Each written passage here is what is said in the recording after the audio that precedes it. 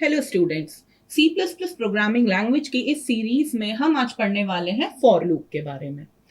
For loop basically एक ऐसा loop structure होता है जिसके अंदर हम हमारे स्टेटमेंट्स को रिपीटेडली एग्जीक्यूट करवा सकते हैं। और इसमें सबसे अच्छी बात ये होती है कि हमें पता रहता है कि नंबर ऑफ इटरेशंस कितने होने वाले हैं।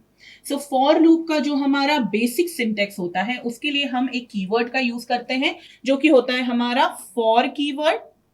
उसके बाद हम यहाँ पर हमारे पैरेंथेसिस के अंदर कुछ चीजें लिखने वाले हैं जो कि तीन मेन इंपॉर्टेंट चीजें हैं, जिसमें से सबसे पहला, इसको हम चीजें ना बोलते हुए अगर हम बेसिक टर्मिनोलॉजी पर जाएं, हमारी टेक्निकल टर्मिनोलॉजी पर, तो हम बेसिकली तीन स्टेटमेंट्स लिखने वाले हैं इन दो पैरेंथेसिस के अंदर। पहला स्टेटमेंट होता है हमारा इनिशियलाइजेशन स्टेटमेंट या फिर इनिशियलाइजेशन एक्सप्रेशन बोल सकते हैं उसको। इसके बाद हम लगाते हैं टर्मिनेटर सेमीकोलन। इसके बाद हमारा जो दूसरा स्टेटमेंट है वो होता है टेस्ट एक्सप्रेशन। इसके बाद जो तीसरा स्टेटमेंट होता है हमारे पास इनिशियलाइजेशन और टेस्ट एक्सप्रेशन के बाद, वो होता है हमारा अपडेट एक्सप्रेशन या फिर आप उसको मॉडिफिकेशन भी बोल सकते हैं। तो यहां पर मैं लिख रही हूं अपडेट एक्सप्रेशन। ये होता है हमारा इनिशियलाइजेशन, दैट मीन्स लूप का जो फॉर लूप स्टार्ट हो रहा है, जो उसकी इनिशियल वैल्यू है, जहां से जो इटरेशंस के लिए हम वेरिएबल लेने वाले हैं उस वेरिएबल की इनिशियल वैल्यू हम यहां से देंगे। नेक्स्ट हमारे पास टेक्स्ट एक्सप्रेशन रहता है।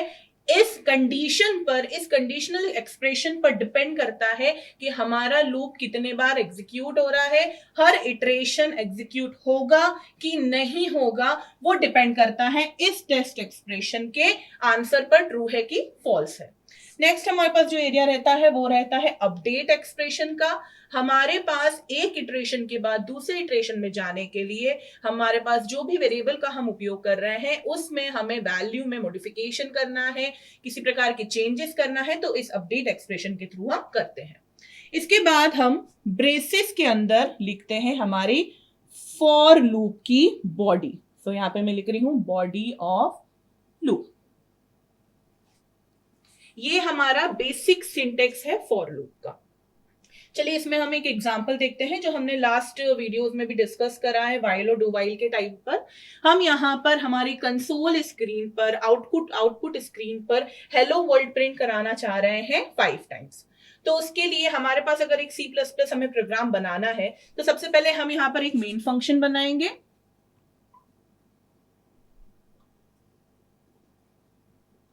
और उस मेन फंक्शन के अंदर अब हम बना रहे हैं एक फॉर लूप।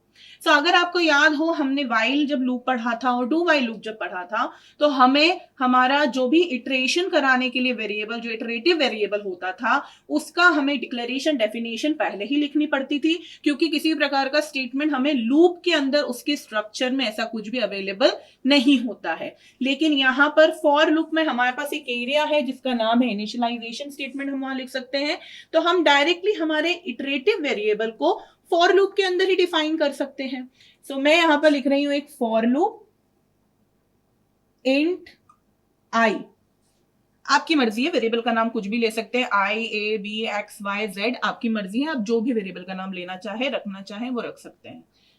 इसकी इनिशियल वैल्यू मैंने दी है 1।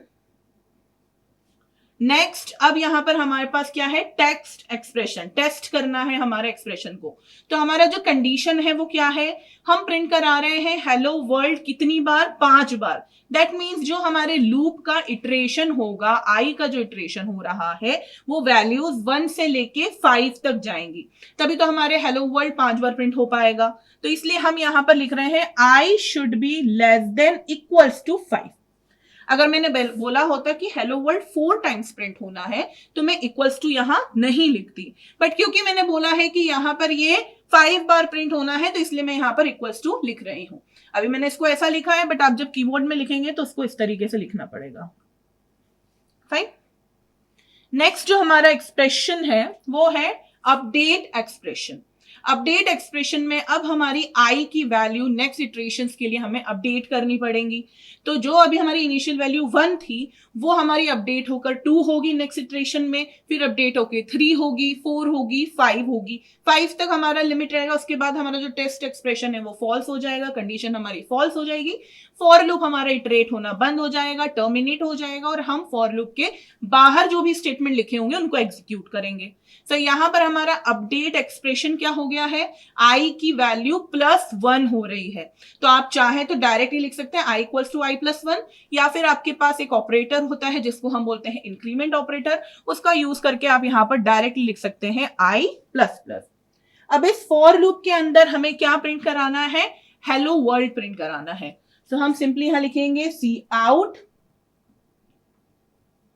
हेलो वर्ल्ड, और न्यू लाइन से प्रिंट हो बाद में तो उसके लिए हमने /n का यूज कर लिया है।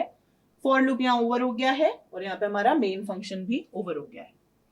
तो अब इसकी फॉर लूप की वर्किंग किस तरीके से होगी, सबसे पहले कंपाइलर आएगा यहां पर इस स्टेटमेंट पर मेन फंक्शन में आने के बाद, और यहां पर कंपाइलर जब पढ़ेगा int i, दैट मीन्स एक वेरिएबल बना है यहां पर जो कि है इंटीजर टाइप का, जिसकी इनिशियल वैल्यू यहां पर दी गई है 1।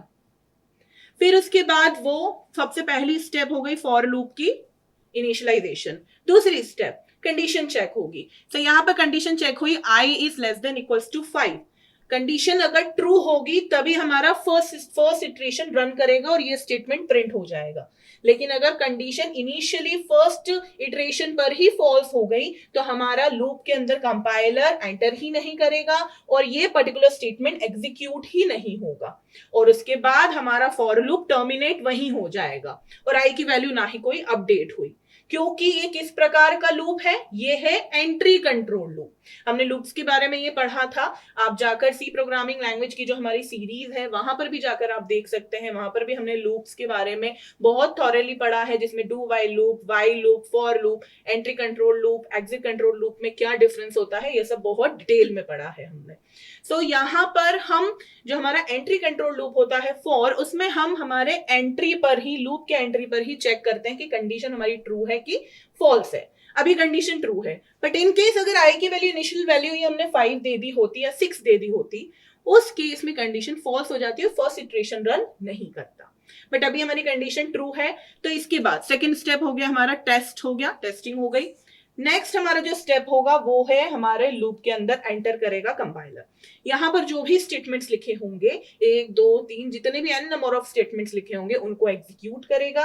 दैट मींस वो हमारे कंसोल पर हेलो वर्ल्ड प्रिंट करा देगा, और उसके बाद यहां से फिर उसके बाद कंपाइलर जाएगा हमारे नेक्स्ट जो स्टेप है वो है हमारा अपडेट एक्सप्रेशन का। That means I ++। अब आई की वैल्यू 1 से हो गई है 2। वापस से अब इस बात का ध्यान रखना है, इनिशियलाइजेशन फॉर लूप में सिर्फ एक बार चलता है, इसके बाद सिर्फ टेस्ट एक्सप्रेशन और अपडेट एक्सप्रेशन रन करेंगे और लूप की बॉडी रन होगी।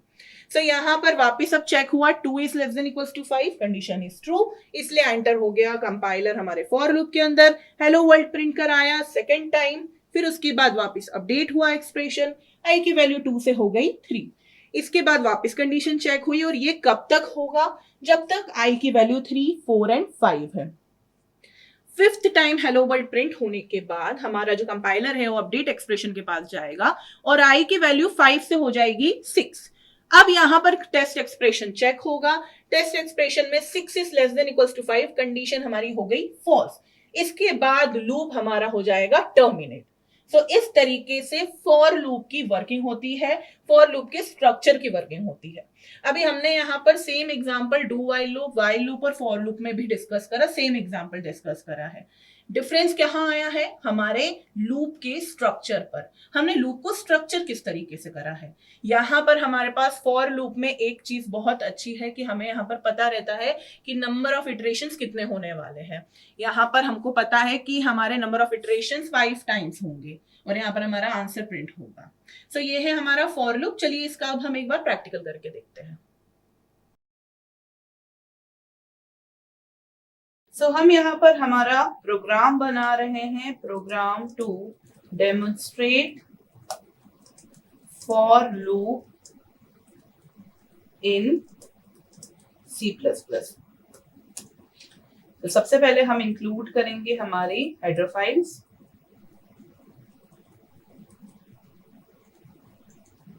उसके बाद हमारा मेन फंक्शन स्टार्ट होगा, उसके बाद मेन फंक्शन के अंदर हम डायरेक्टली यहाँ पे लिख रहे हैं फॉर लूप, जिसमें हम एक वेरिएबल बना रहे हैं आई, उस वेरिएबल की हम कंडीशन दे रहे हैं लेस देन इक्वल्स टू 10 और यहाँ पर हम आई प्लस प्लस अपडेट एक्सप्रेशन दे रहे हैं। इस फॉर लूप के अंदर हम लिख रहे हैं यहाँ पर सी आउट आई एंड एल, और यहां पर अब हम लिख रहे हैं गेट सी एच और रिटर्न 0। ऊपर हम क्लियर स्ट्रिंग फंक्शन लगा देते हैं ताकि हमें प्रीवियस आउटपुट ना दिखे।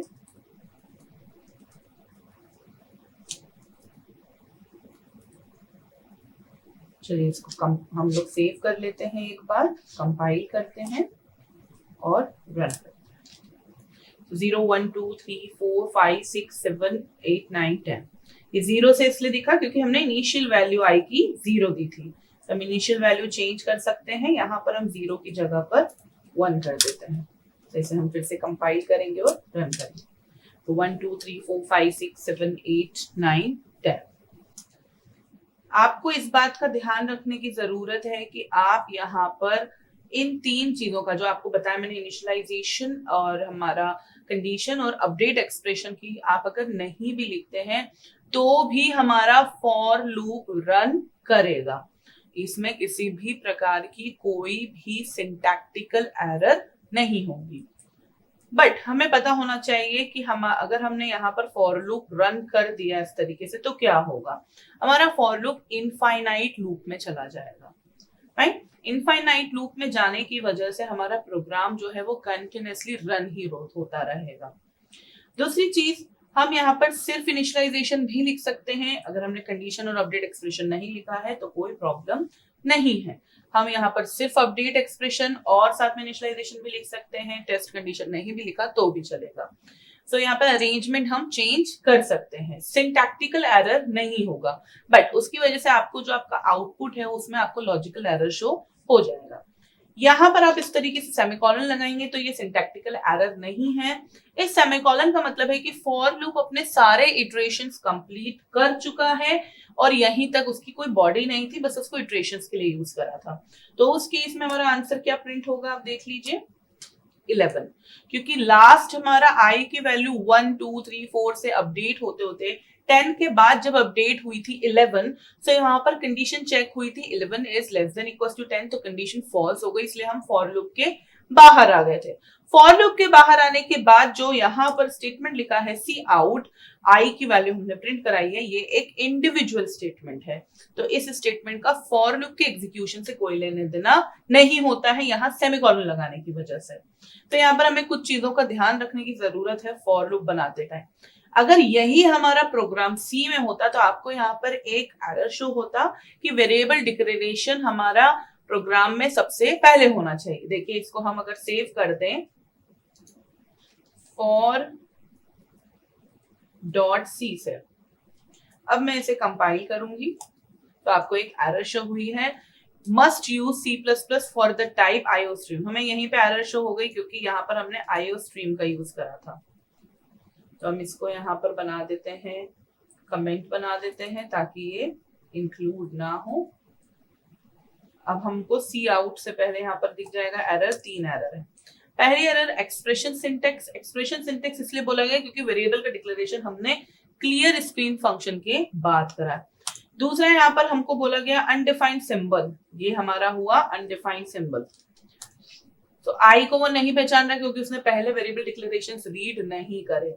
स्टेटमेंट मिसिंग बता रहा है हमें यहाँ पर क्योंकि उसके हिसाब से यहाँ पे सी आउट कोई चीज ही नहीं होती है और फॉर लूप यहाँ पर एंड हो जाना चाहिए। तो ये हमारा सी में हमें परेशानी थी जो हमारा ओवरकम हो पाया C++ में। तो हम यहाँ पर हमारी C++ की फाइल ओपन कर लेते हैं for.cpp, ये हमारी C++ की फाइल थी। तो ये देखिए आप,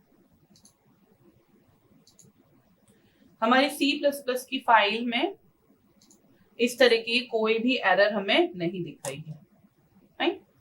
सो ये है हमारा फॉर लूप।